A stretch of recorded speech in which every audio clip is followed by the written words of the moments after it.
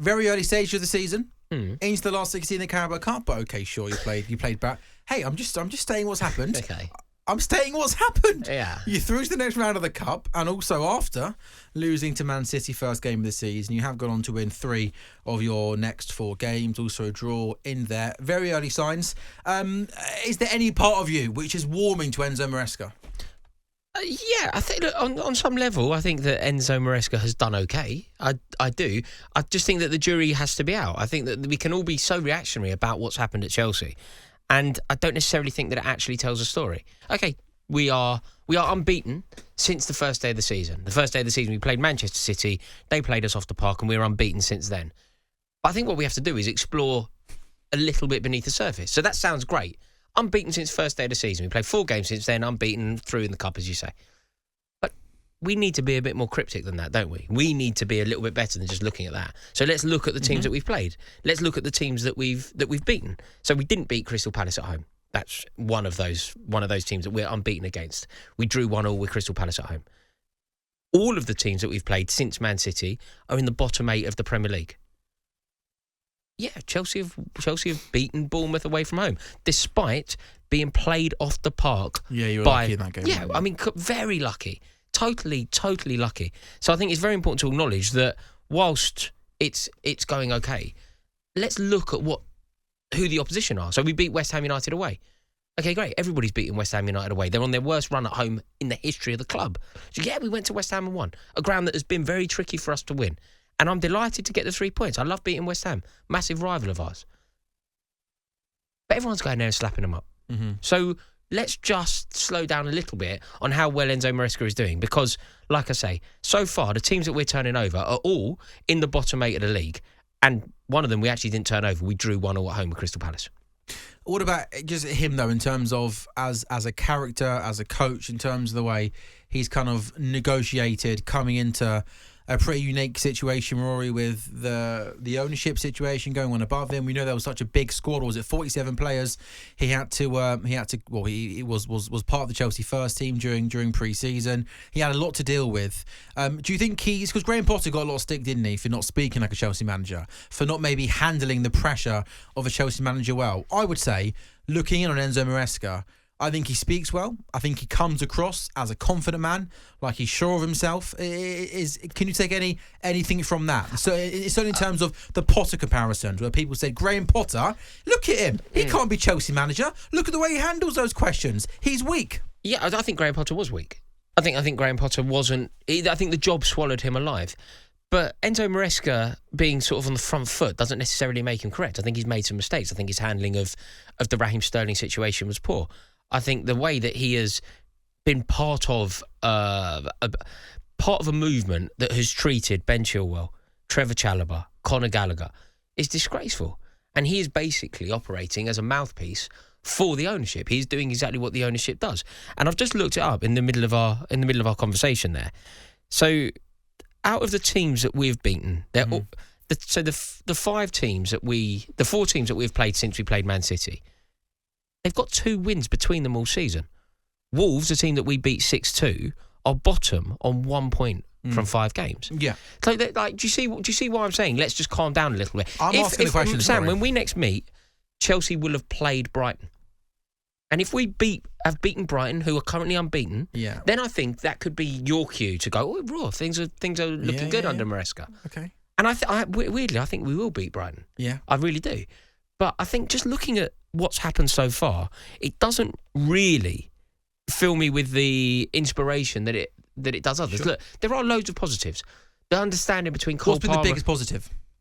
Moises Caicedo, probably. Yeah, he looks back to his best, doesn't he? Moises Caicedo. Nicholas Jackson as well? Jackson, absolutely. I mean, 4 goals in 4 games for him, isn't it? So, yeah, Jackson is a good shout. Moises Caicedo, I think, is huge. Because Enzo Fernandez, I think, quite simply hasn't worked. Like, there's no way around this. Enzo Fernandez hasn't worked in the Premier League. He's played a lot of games for Chelsea now. There's enough of a case study. It's not that he needs time. Him being made captain by Enzo Maresca is one of the most disgraceful things that's ever happened at Chelsea Football Club, by the way.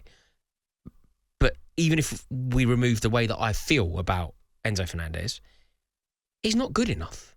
He's not good enough. But we have got lucky because we have a player like Caicedo who is clearly capable and is actually going to go on to be one of the best players in the league, I think.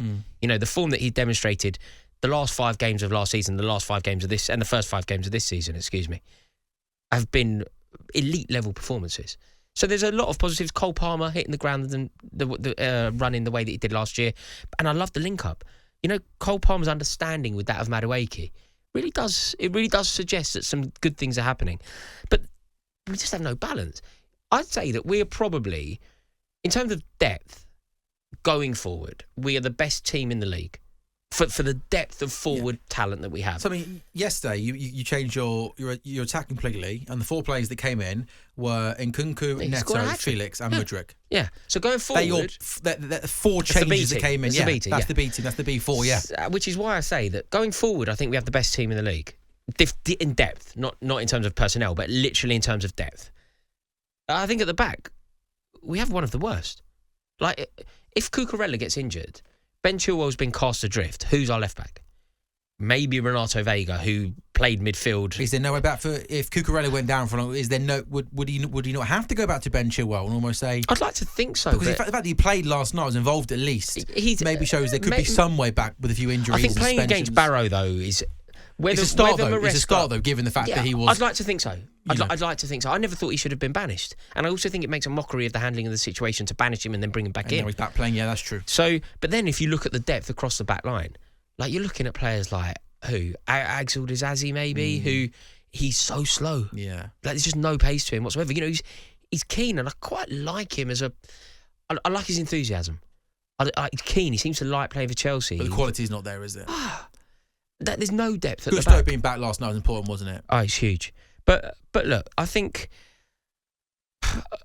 until we've beaten somebody significant, like going to West Ham and winning for us is significant, but there's going to be serious questions and awkward conversations and for also, not be funny, Lopetegui. Already, do you think? You think he's in trouble already? We're not far off that. Yeah. We're not far off that. Because West Ham fans, and I like this about them, they're an unforgiving bunch.